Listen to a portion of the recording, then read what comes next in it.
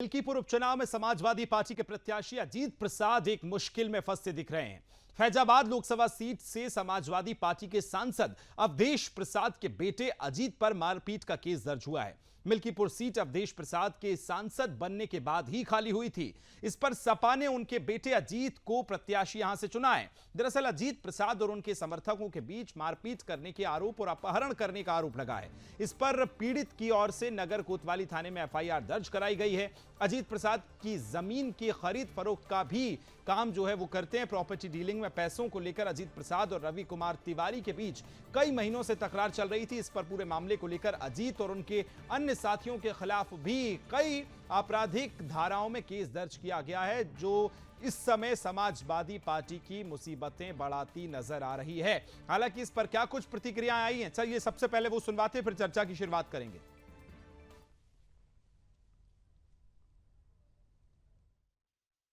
यह प्रकरण थाना कोतवाली नगर का है।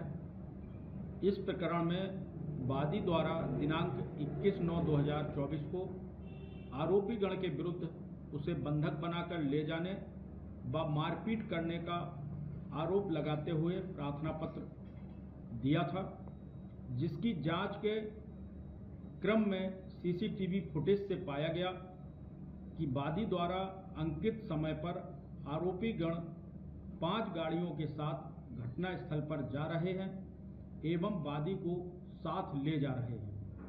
वादी द्वारा अंकित जमीन के संबंध में जांच करने पर विक्रेता द्वारा आरोपी को जमीन लिखने की बात बताई जा रही है।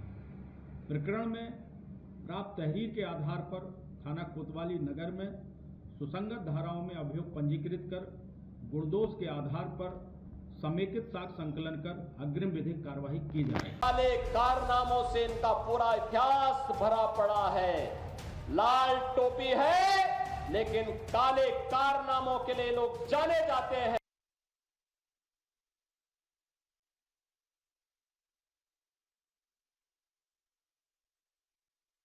कि टोपी लाल है, पूरा इतिहास भरा पड़ा है।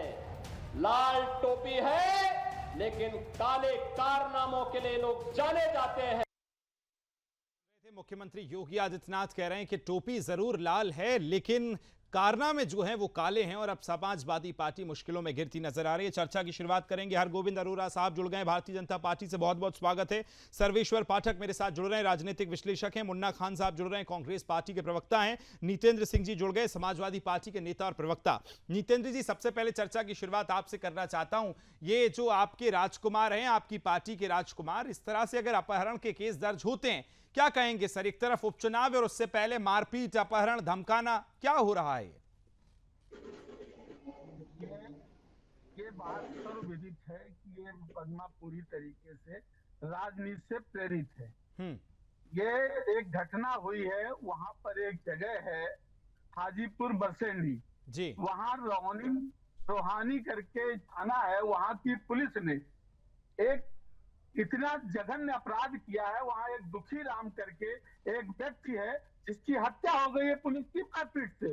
उसकी वजह से वहां एक आंदोलन खड़ा हो रहा था। उस आंदोलन को दबाने के लिए पुलिस के द्वारा एक जो जमीन का दलाल, जो इनकी प्रॉपर्टी डीलिंग के काम में एक कमीशन एजेंट था, उस कमीशन एजेंट ने इनसे 1 लाख रुपए की चेक ली थी किसी काम के लिए। लेकिन अभी वो चूंकि काम नहीं हुआ था, उसने जा करके वो पैसे निकाल लिए, जिसको लेकर के उसको डांटा गया, बुलाया गया कि अभी जिस काम के लिए तुम मुझे लगता है जितना स्पष्ट ये केस आपको याद है, काश इतना पुलिस को भी होता सर। अगर इतना क्लियर होता तो ना तो एफआईआर हो रही थी, ना आगे चीजें बढ़ती। बिल्कुल एफआईआर नहीं होती अगर चुनाव नहीं होता, ये प्रत्याशी नहीं होते और मिल्कीपुर समाजवादी पार्टी ठीक है जीत नहीं रही होती। हरगोविंद साहब, इतना ही क्लियर है क्या सब कुछ? फिर क्या राजनीति हो रही है? बिल्कुल राजनीति हो रही है। काली टोपी लाल रुमाल, आपको एक क्लासिक फिल्म ध्यान होगी जिसका नाम था काली टोपी लाल रुमाल। आज के दौर में लाल टोपी और काले कारनामे। अब संविधान को हाथ में लहराकर चिल्लाने वाले, आज यदि संविधान के अनुसार एक आम नागरिक की सुरक्षा के लिए कानून यदि कोई अपनी कार्रवाई करता है तो चिल्लाते क्यों हैं? संविधान पर और क्या कानून व्यवस्था पर, भारत की न्यायपालिका पर विश्वास नहीं है? भारत का संविधान, मैं आपके शब्दों में बोल रहा हूं भाई साहब, भारत का संविधान किसी व्यक्ति विशेष को कोई अपराध करने की छूट नहीं देता। उसकी निगाह में सभी नागरिक समान हैं। और ये तो आप पीछे जाकर देखिए ना, लोकतांत्रिक देश है, किसी भी राजनीतिक दल के कई सांसदों पर मुकदमे हुए। तो यदि आप और आपके नेता निर्दोष हैं तो आपको इतना आडंबर करने की कोई आवश्यकता ही नहीं है। चलिए ठीक है, आगे बढ़ रहा हूं मैं। पहले ओपनिंग कमेंट ले लूं, फिर काउंटर लूंगा। नीतीश जी, आ रहा हूं आपके पास। सर्वेश्वर साहब, क्या कहेंगे आप? जितना कॉन्फिडेंस समाजवादी पार्टी के लोगों में अभी दिख रहा है, मुझे तो लगता है यही कॉन्फिडेंस उस समय भी था जब नायब सिंह पर केस दर्ज हुआ था, ये उस समय भी था जब मोहित खान पर केस दर्ज हुआ था। लेकिन क्या रिपोर्ट्स आई, आपने भी दिखाए, हमने भी दिखाए, किस तरह से देखते हैं इस पूरे केस को सर? सर्वेश्वर जी। नहीं है कि समाजवादी पार्टी में गुंडों की भरमार है और उनका चरित्र और चित्रण जो है प्रकट हो जाता है। आपने सही कहा कि इसी तरीके का कॉन्फिडेंस, उसको तो छोड़िए, अखिलेश जी के पिताजी ने कहा था रेपिस्टों के बारे में कि लड़के हैं, लड़कों से गलती हो जाती है। बेटा उससे 2 कदम आगे निकल के कहते हैं कि पहले उनका डीएनए टेस्ट करवाओ, और ये देखिए कि डीएनए टेस्ट भी पॉजिटिव आ गया।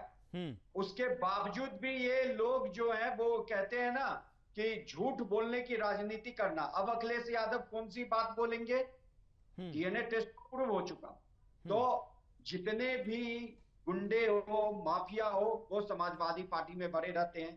अब अवधेश प्रसाद जी को इन्होंने सर पे चढ़ा रखा है। उन्होंने फैजाबाद सीट जीती नहीं कि उनको लगता है कि दुनिया जीत ली है। तो जो पाप का घड़ा है वो कहीं ना कहीं फूटता है। बेटे का जो कुकृत्य है वो सामने आ पड़ा है। ठीक है, अगर वो सचमुच में निर्दोष है तो अदालत बरी कर देगा।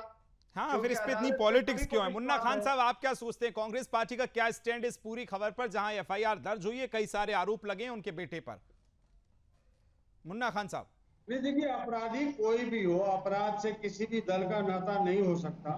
और जहां तक कांग्रेस पार्टी की विचारधारा और बात है, तो कांग्रेस पार्टी कभी भी किसी अपराधी के समर्थन में या उसके पक्ष में नहीं बोलती। ये इतिहास गवाह रहा है। जिस तरीके से भारतीय जनता पार्टी के प्रवक्ता अभी लच्छेदार भाषणों में कह रहे थे, मैं ये पूछना चाहता हूं कि कैलाश विजयवर्गीय बेटा को भूल गए? कैलाश विजयवर्गीय जी के जो बेटा जो बेड से एसडीएम को मध्य प्रदेश में सरेआम सार्वजनिक स्थल पे जिस तरीके से ऑफिसर को उन्होंने मारा, क्या भारतीय जनता पार्टी के किसी प्रवक्ता, किसी नेता के मुंह से ये आवाज निकली कि ये गलत है? कम से कम साहस कीजिए गलत को गलत कहने का। आज मैं कह रहा हूं कि अगर अवधेश प्रसाद के बेटे ने कुछ किया है, गलत किया है, तो गलत गलत है, उसका हम सहयोग नहीं कर सकते। कानून है, कानून अपने तरीके से उसके ऊपर मुकदमा एफआईआर दर्ज करे, उसको उस पर कार्रवाई करे, कोई कुछ नहीं बोलेगा।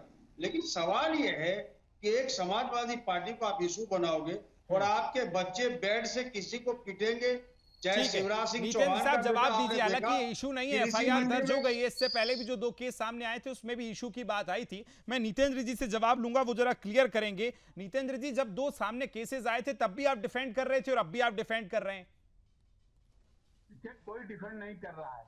जो हकीकत है मैं वो हकीकत को बयान कर रहा हूँ। पुलिस ने एफआईआर की है, निश्चित रूप से जांच होगी।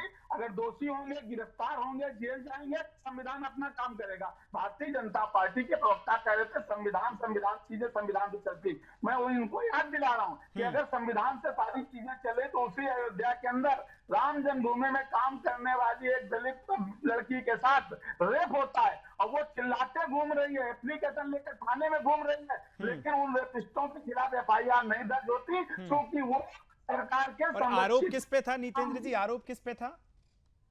आपको पता है किस पर था? राम जन्मभूमि में काम करने वाली उस लड़की के ऊपर, राम जन्मभूमि के आसपास जो वहां के कर्मचारी हैं उन पर आरोप था। नहीं, बिल्कुल अपराध पे तो मैं पूछूंगा, इस पे तो कोई सवाल ही नहीं है। गोविंद अरोड़ा जी से पूछूंगा कि महिला अपराध में उत्तर प्रदेश कौन से नंबर पे, मानता हूं। लेकिन मैं आपसे पूछ रहा हूं कि आपकी पार्टी, जिस तरह से आपके नेता जो हैं, जो नेता सर्वे सर्वा, वो कहते हैं कि पहले डीएनए करवा लीजिए, दूसरी तरफ कहते हैं कि बीजेपी का षड्यंत्र है।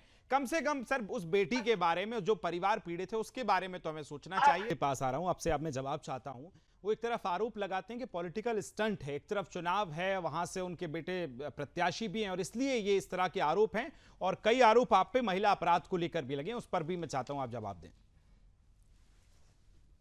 देखिए, अभी कांग्रेस के बंधु, मैं दो बातें करूंगा। कांग्रेस के बंधु ने अभी मेरे शब्दों का लच्छेदार बातें, वो लच्छेदार नहीं, वो शायद नमकीन बातें रही जो इनके घावों पर नमक का काम कर गई। नैना सानी का तंदूर कांड शायद ये भूल गए होंगे, और कातिलों के कातिल आज इनके जो दूसरे बंधु हैं उनको प्रोटेक्ट करने के लिए 84 के दंगों में ही तो कत्लेआम कराने वाले ये लोग हैं। अपराध की तो इनकी श्रृंखला इतनी बड़ी है कि जिसको आज लिखने बैठेंगे तो उसमें पीएचडी हो जाएगी। और दूसरी बात, समाजवादी पार्टी अभी इनके छोटे से इनके पक्ष को मान लेते हैं कि कहीं गलती हो रही है। अभी ब्रेकिंग न्यूज चल रही है सभी राष्ट्रीय चैनलों पर कि एक एनकाउंटर में अपराधी मारा गया हो। एक एनकाउंटर पे ये चिल्लाए, क्या सीसीटीवी फुटेज जो थे उसमें उनके चेहरे वो गलत थे? वो क्या किसी ने अपने ढंग से उसको सेट किया हुआ था? उन कैमरों के उनके ही चेहरे उसमें दिखाई देने थे। लूट का सामान उनसे बराबर होता है, उनसे बरामद होता है। तो बंधु आप सोचिए, क्या यदि आप व्यापारी होते तो क्या उस वातावरण में आप व्यापार कर सकते थे? यदि आपकी बहन बेटी के साथ ऐसा होता तो क्या आप उस वातावरण में जिंदा भी रहना पसंद करते? तो ये तो हुकूमत है, ना कविता से ना दोहे से, ये हुकूमत है। चलिए 15 सेकंड मुन्ना खान साहब को दे रहा हूं। मुन्ना खान साहब, आपका जवाब दिया है हरगोविंद अरोड़ा साहब ने, क्या कहेंगे? क्या हम अपराधियों की भी जात देखेंगे कि भाई यादव है कि ठाकुर है, हम जातियों में देखेंगे या अपराधी को अपराध की सजा मिलेगी? मुन्ना खान साहब, आवाज आ रही है मेरी? आवाज आ रही है आपकी? बोलिए। मेरा सवाल यही है कि क्या हम अपराधियों में भी अब जात ढूंढेंगे कि कोई यादव है कि कोई ठाकुर है, उसके हिसाब से न्याय होगा क्या? नहीं, बिल्कुल ये काम भारतीय जनता पार्टी के द्वारा शुरू किया गया है कि अपराधी में भी जाति ढूंढिए। आपने देखा किस तरीके से एक एनकाउंटर जो अभी पीछे हुआ है वो काफी सुर्खियों में रहा है, जिसमें लगभग 8 आदमी ऐसे थे जो राजपूत थे, जो सिख थे, उसके ऊपर कोई कार्रवाई, कोई एफआईआर ही नहीं। अब ये जातिवाद कौन कर रहा है ये तो अभी समझ में आ रहा है। भाई पहला अपराधी पकड़ाया, उसका एनकाउंटर हुआ, आज दूसरा पकड़ाया, उसको आज हिरासत में लिया गया। क्या पहले देखें क्या? आज राजपूत है तो पहले इसको पकड़ेंगे, यादव है सबसे लास्ट में पकड़ेंगे। नीतेंद्र जी, ऐसा ही है क्या? देश की जनता ने वो सीसीटीवी कैमरे की फुटेज नेशनल टीवी पर देखी है। आप क्या बात कर रहे हैं? आप देश को किस ओर लेके जाना चाहते हैं? आप देश में अपराधीकरण को बढ़ावा। हाँ नीतेंद्र जी बोलिए। मुन्ना खान साहब तो कह रहे हैं कि भाई पहले उसमें से ये देखा जाए कि राजपूत कौन है, पहले ये देखा जाए कि यादव कौन है, बाद में यादव को पकड़ा जाए। ऐसा ही होगा क्या नीतेंद्र जी? ठीक है, अरोड़ा साहब लौट रहा हूँ। नीतेंद्र जी आपके पास आ रहा हूँ, बोलिए। विकास जी देखिए, कोई यादव है, कोई ठाकुर है, कोई ब्राह्मण है, कोई दलित है, ये अपराधी की श्रेणी नहीं है। अपराधी है, लेकिन समस्या वहां तब है। अभी हमारे भारतीय जनता पार्टी के साथी बार बार कह रहे हैं सीसीटीवी फुटेज। मैं गारंटी से कह रहा हूँ, दावे से कह रहा हूँ कि अगर योगी सरकार में दम है तो वो सीसीटीवी फुटेज में 5 तो चेहरे दिखाई पड़ रहे हैं, आइडेंटिफाई करके बताएं कि उनमें मंगेश यादव कौन सा था। मंगेश यादव घटना में शामिल नहीं था, मैं उसकी बाकी चीज की गारंटी नहीं लेता हूँ, अपराधी था कि नहीं था, लेकिन उसको 2 तारीख को घर से उठाया गया है और उसके बाद उसके ऊपर 50,000 का इनाम घोषित। ठीक है, चलिए मैं लौट रहा हूं। इसके पहले अब सर्वेश्वर जी से भी जवाब लूंगा, लेकिन ईश्वर जी मैं आपके पास आ रहा हूं। अभी जब मैंने जात को लेकर सवाल किया कि भाई अपराधी की तो कोई जाति नहीं है, तो फिर नीतेंद्र साहब कह रहे थे कि मंगेश यादव को सबसे पहले पकड़ाया तो वो उसमें नहीं था, वो सीसीटीवी में नहीं था। भाई इतना डिटेल्स में जाना ही क्यों है? जो अपराधी है, जो पकड़ाया है, उस पर कार्रवाई हो। सर्वेश्वर साहब देखिए, ये कांग्रेस और समाजवादी पार्टी का चरित्र रहा है कि अगर कोई आतंकवादी, कोई अपराधी अपराध की घटना में लिप्त पाया गया, उस पर कार्रवाई होगी, तो वो उसमें जाति और उसका धर्म खोजते हैं। कांग्रेस पार्टी धर्म खोजने लगती है और समाजवादी पार्टी भी। आपको याद होगा जब मुलायम सिंह की सरकार थी और आतंकवादी घटनाओं में जो मुस्लिम युवक पकड़े गए थे, तो कहा गया था कि मेरी सरकार आते ही इन्हें छोड़ दिया जाएगा, बजाबते छोड़ दिया। जब हाई कोर्ट वहां पे आया तब जाके उनको सजा मिली।